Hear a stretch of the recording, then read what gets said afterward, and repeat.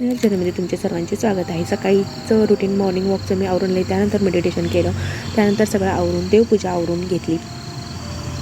त्यानंतर एक फूल स्वतःसाठी दिलं, कारण स्वतःवर प्रेम करणं आणि स्वतःसाठी जगणंसुद्धा तितकंच गरजेचं असतं. आणि त्यानंतर मुलीनं शाळेला सोडून आली. खूप भूक लागली होती आज उपवास असल्यामुळे. फराळमध्ये बटाट्याची भाजी, कुटाची आमटी आणि वरीचं भात केलं, कारण शिजूपर्यंत दम निघत नव्हता.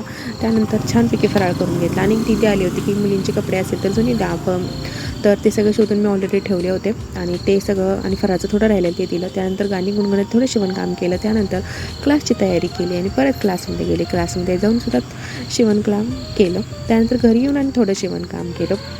आणि त्यानंतर झुंबा अक्षरशः सकाळी पहाटे 5 ते संध्याकाळी रात्री 10 वाजेपर्यंतचा हा वेळ कसा जातो आहे माझं मलासुद्धा समजत नाही आहे. खरंच पूर्ण शेड्यूल बिझी होऊन बसलं आहे. आणि पण असू दे, म्हणतात ना, व्यस्त राहा म्हणजेच मस्त राहाल. चला, बाय बाय.